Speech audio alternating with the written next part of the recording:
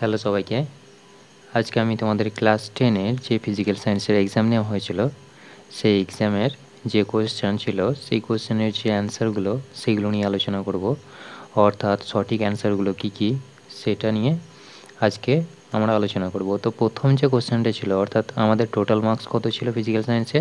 Total ছিল আমাদের 15 নম্বর, তাই তো?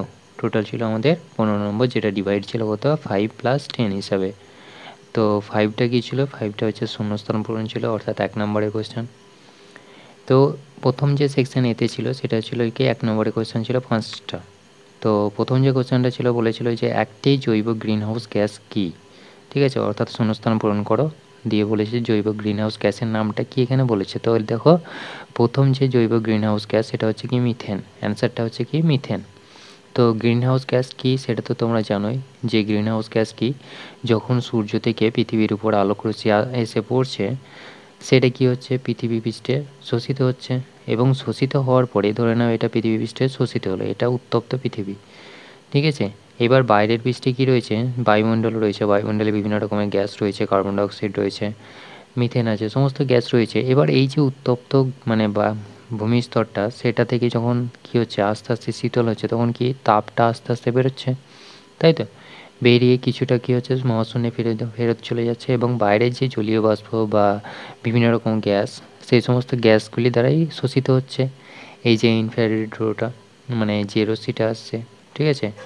তাহলে এই যে ইনফ্রারেড রে আসছে সেটা কি হলো, এই গ্যাস দ্বারাই শোষিত হলো, এবং এই গ্যাস দ্বারাই শোষিত হয়ে আবার রিফ্লেক্ট হয়ে কোথায় আসছে, আবার পৃথিবীতে ফেরত আসছে। সেই জন্য কি হচ্ছে, আমরা গরম অনুভব করছি। এবার যদি রিফ্লেক্ট হয়ে না আসতো গ্যাস দ্বারাই, তখন কী হতো, পুরো পৃথিবীটাই শীতল হয়ে যেত, তাই তো? তাহলে এই যে মানে যে সমস্ত গ্যাসগুলো কী করছে, এই উষ্ণতাকে ধরে রাখছে, সেই সমস্ত গ্যাসগুলোকে আমরা কী বলবো, গ্রিন হাউস গ্যাস বলবো। এবং গ্রিন হাউস গ্যাসের জন্য কী সৃষ্টি হয়, গ্লোবাল ওয়ার্মিং সৃষ্টি হয়, তাই তো? অর্থাৎ গ্লোবাল ওয়ার্মিং কখন সৃষ্টি হয়, যখন এই গ্যাসের পরিমাণ বেড়ে যাবে, তখন কি আস্তে আস্তে উষ্ণতাটা বাড়বে, তাই তো? অর্থাৎ রিফ্লেক্ট হবে বেশি, তাহলে তাপটা বেরোবে না, এই ভূপৃষ্ঠের যে বাইরের অংশটা রয়েছে এখানেই থাকবে। তাহলে এই জন্য কী হচ্ছে, গ্লোবাল ওয়ার্মিং সৃষ্টি হবে, এবং গ্লোবাল ওয়ার্মিংটা এভাবে আমাদের বাড়ছে। যত কার্বন ডাইঅক্সাইডের পরিমাণ বাড়বে, তত আমাদের গ্রিন হাউস গ্যাসটা, মানে গ্রিন হাউস গ্যাস কোনটা, কার্বন ডাইঅক্সাইড একটা অন্যতম গ্রিন হাউস গ্যাস। তাহলে কার্বন ডাইঅক্সাইড পরিমাণ বেড়ে গেলে গ্রিন হাউস গ্যাসের পরিমাণ বেড়ে যাচ্ছে, এবং এই যে মানে শোষণ করার ক্ষমতাটা, অর্থাৎ আলো মানে যে তাপটা শোষণ করছে সেটা আবার রিফ্লেক্ট হয়ে ফেরত আসছে এই কার্বন ডাইঅক্সাইড দ্বারাই। তাহলে যত পরিমাণ বেশি হবে তত কী হবে, গ্রিন হাউস এফেক্ট বাড়বে, ঠিক আছে? অর্থাৎ গ্লোবাল ওয়ার্মিং বাড়বে। তো এই সেম একই রকম এই গ্রিন হাউস গ্যাস হচ্ছে কি একটা, মানে জৈব যদি আমি বলি তাহলে জৈব গ্রিন হাউস গ্যাস হচ্ছে কি মিথেন।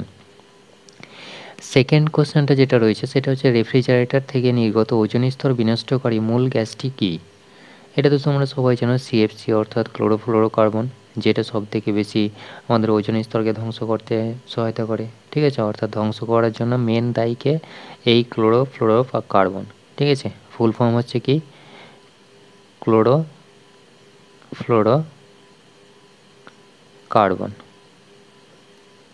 ক্লোরোফ্লোরোকার্বনটা এটাই হচ্ছে কি আমাদের মেন গ্যাস, যেটা রেফ্রিজারেটর থেকে নির্গত হয়। শুধু রেফ্রিজারেটর নয়, এসি বা মানে এসি থেকেও সেটা নির্গত হয়। তো এই যে সিএফসি, এটাই হচ্ছে কি আমাদের রেফ্রিজারেটর থেকে নির্গত একটা ওজোন স্তর নষ্টকারী, মানে ওজোন স্তরকে, মানে ওজোন স্তরের যে লেয়ারটা রয়েছে সেই লেয়ারটাকে ধ্বংস করার জন্য দায়ী থাকছে কে, সিএফসি অর্থাৎ ক্লোরোফ্লোরোকার্বন। 3 নম্বর কোশ্চেনটা যেটা রয়েছে সেটা হচ্ছে যে মিথেন হাইড্রেটের রাসায়নিক সংকেত কী? এটা বোঝানোর কিছুই নাই, এটা শুধুমাত্র কি জানবে যে 4 অণু মিথেন থাকবে, তার সাথে 23 অণু জল থাকবে, ঠিক আছে? এটার পুরোটার নাম হচ্ছে কি মিথেন হাইড্রেট। অর্থাৎ মিথেন হাইড্রেট হচ্ছে কি একটা 4CH4, ঠিক আছে? তার সাথে 23খানা জলের অণু থাকবে। 4 নম্বর যে কোশ্চেনটা রয়েছে সেই 4 নম্বর কোশ্চেনটা দেখিও। 4 নম্বর কোশ্চেনটা বলেছে যে গ্যাসের চাপ মাপা হয় কোন যন্ত্রের সাহায্যে, ঠিক আছে? তো এইখানে কী হবে, ম্যানোমিটার যন্ত্রের সাহায্যে গ্যাসের চাপ মাপা হয়। যদি আমি বলতাম যে বায়ুর চাপ মাপা হয় কোন যন্ত্রের সাহায্যে, তখন কী হতো, ব্যারোমিটার হতো। ব্যারোমিটার যন্ত্রের সাহায্যে বায়ুর চাপ মাপা হয়, ঠিক আছে? তো এইখানে আমি জিজ্ঞেস করেছি কি গ্যাসের চাপ মাপা হয় কোন যন্ত্রের সাহায্যে, তখন অ্যান্সারটা কী হবে, ম্যানোমিটার, ঠিক আছে? এটাই হচ্ছে আমাদের সঠিক অ্যান্সার। 5 নম্বর কোশ্চেনটা কী বলেছিল, কেলভিন স্কেলে প্রমাণ চাপে জলের স্ফুটনাঙ্ক কত? জল কত ডিগ্রি সেন্টিগ্রেডে ফোটে? 100 ডিগ্রি সেন্টিগ্রেডে ফোটে। সেটাকে যদি আমি কেলভিনে করতে চাই তাহলে কী করতে হবে, 100 + 273, তাই তো, অর্থাৎ 373 কেলভিন, সেটাই হবে কি আমাদের অ্যান্সার। এরপরে সেকশন বিতে যে কোশ্চেনটা ছিল সেটা হচ্ছে যে বয়েল ও চার্লসের সমন্বয় সূত্রটা প্রতিষ্ঠা করতে হবে। অর্থাৎ বয়েলের সূত্র এবং চার্লসের সূত্রের যে মিলিত রূপের ফলে যে আমরা সমীকরণটা পাই সেটা প্রতিষ্ঠা করতে হবে। তো বয়েলের সূত্র থেকে আমরা কি পেয়েছিলাম আর চার্লসের সূত্র থেকে আমরা কি পেয়েছিলাম? বয়েলের সূত্র থেকে আমরা কি পেয়েছিলাম যে ভি সমানুপাতিক 1/p, তাই তো, এবং চার্লসের সূত্র থেকে কি পেয়েছিলাম? ভি সমানুপাতিক ভি সমানুপাতিক টি, ঠিক আছে, ভি সমানুপাতিক টি। তো এই যে ভি সমানুপাতিক পি, ভিটা কি? ভলিউম, তাই তো, পিটা হচ্ছে কি? প্রেসার, টিটা হচ্ছে টেম্পারেচার। তো এই যে আমাদের এই দুটোকে যদি আমি কম্পেয়ার করি তাহলে কি পাবো? দেখো এখান থেকে আমি কি পাচ্ছি? 1/p, এখানে কি পাচ্ছি? টি। তাহলে ভি সমানুপাতিক আমি এভাবে লিখতে পারি যে টি ইন্টু 1/p, অর্থাৎ এটা থেকে আমরা কি লিখতে পারি? ভি সমানুপাতিক টি/পি, তাই তো। এবার এটাকে যদি আমি সমান করতে চাই, এটাকে আমি এখানে লিখলাম, তাহলে দেখো কি হবে? ভি সমান এটা কে করতে হবে, তাই তো, সমানুপাতিক চিহ্নটাকে যদি আমি সমান করতে চাই তাহলে আমাকে একটা ধ্রুবক গুণ করতে হয়। এখানে আমি ধ্রুবক নিয়ে নিলাম কে, তাহলে কে ইন্টু যা আছে তাই টি/পি। তাহলে এখান থেকে আমি কি পাবো? এটা এটার সাথে গুণ হয়ে যাচ্ছে, এটার সাথে গুণ হয়ে যাচ্ছে, তাহলে পিভি সমান কেটি। এটাই হচ্ছে কি আমাদের চার্লসের সূত্র এবং বয়েলের সূত্রের যে সমন্বয় রূপ, সেটাই হচ্ছে আমাদের এটা, ঠিক আছে। বা এটাকে এইভাবে লিখতে পারো, পিভি বাই টি মানে সমান কে। 2 নম্বর কোশ্চেনটা কি ছিল? 2 নম্বর কোশ্চেনটা ছিল যে পরম শূন্য উষ্ণতা কাকে বলা হয়? পরম শূন্য উষ্ণতা কত ডিগ্রি সেন্টিগ্রেডকে বলা হয়? সেটা তো আমরা সবাই জানি যে 273 ডিগ্রি সেন্টিগ্রেডকে, তাই তো। কেন বলা হয় এটাকে পরম শূন্য উষ্ণতায়? কারণ এই যে উষ্ণতাটায়, সেই উষ্ণতাতে যখন কোনো আদর্শ গ্যাস আসে তখন সেই আদর্শ গ্যাসটা কী হয়ে যায়? তার আয়তনটা শূন্য হয়ে যায়, অর্থাৎ ভলিউম যেটা পাবো সেটা শূন্য হয়ে যায়। তাহলে আদর্শ গ্যাস যে উষ্ণতায় সকল আদর্শ গ্যাসের আয়তন কী হয়ে যায়? শূন্য হয়ে যায়, সেই উষ্ণতাটাকে আমি কি বলবো? পরম শূন্য উষ্ণতা বলবো, ঠিক আছে। বুঝতে পেরেছ নিশ্চয়? যে উষ্ণতায় সকল আদর্শ গ্যাসের আয়তন শূন্য হয়ে যায় সেই উষ্ণতাটাকে আমরা কি বলবো? পরম শূন্য উষ্ণতা, পরম শূন্য উষ্ণতা। এরপরে যে 3 নম্বর কোশ্চেনটা ছিল সেটাতে দুটো পার্ট ছিল, একটা এ আর বি। এতে কি ছিল? H2SO4 এর আণবিক ভর বার করতে হবে। আণবিক ভর, এটা তো খুব ইজি কোশ্চেন ছিল। আণবিক ভর তোমরা সবাই জানো যে হাইড্রোজেনের ক্ষেত্রে কি হয়? হাইড্রোজেনের ক্ষেত্রে আণবিক ভর হচ্ছে 1, তাই তো। আর দুটো আছে সেই জন্য কী হবে? 1 × 2 প্লাস হাইড্রোজেন চলে গেল।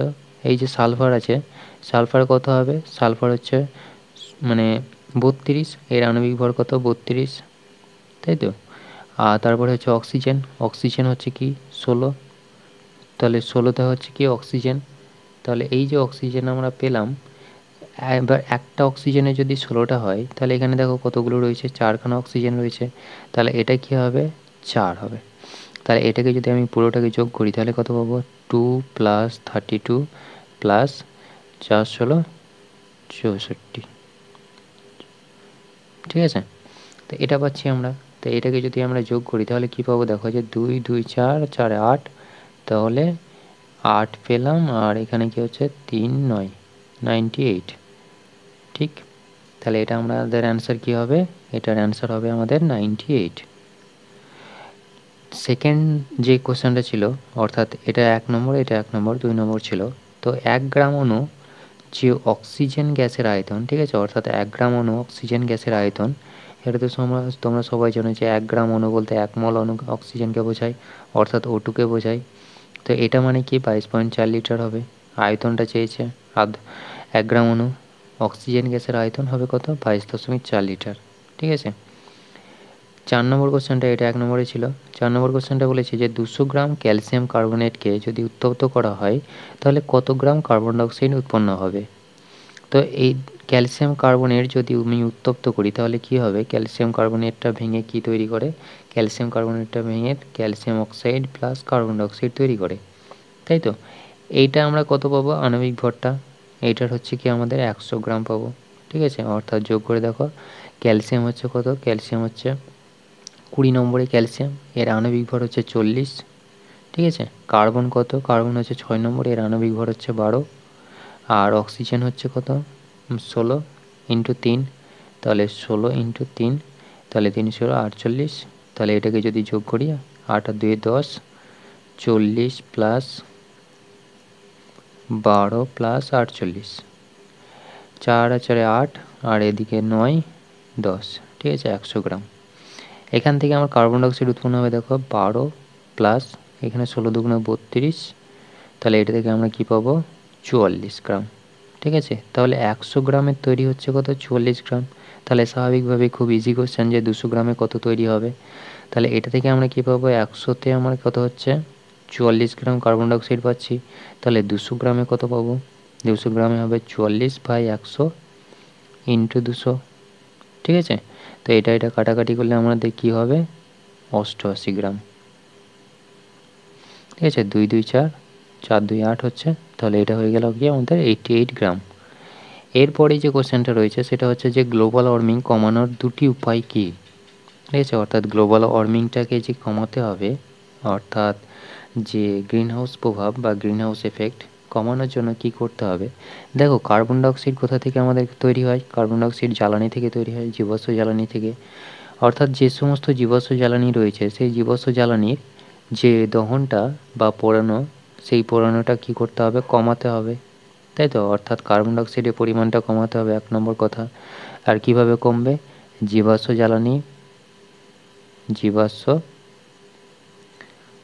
জ্বালানির ব্যবহার কমানো,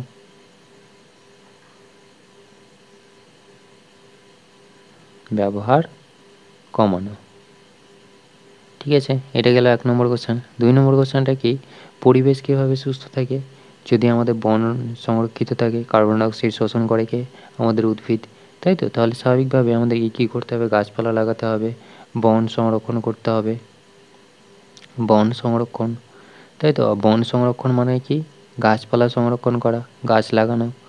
তাহলে এই যে গাছ লাগানো, তাহলে সে কী করবে কার্বন ডাইঅক্সাইডের পরিমাণটা কমিয়ে দেবে। তাহলে এই দুটোই হচ্ছে আমাদের উপায়, ঠিক আছে। গ্লোবাল ওয়ার্মিং কমানোর দুটি উপায় এখানে বলেছেন, তো এই দুটোই লিখলেই যথেষ্ট। তো আশা করি বুঝতে পেরেছ। তো যদি কারোর কোনো কোশ্চেনে ডাউট থাকে তো আমাকে কমেন্ট করবে, অবশ্যই সলভ করে দেবো। Thank you.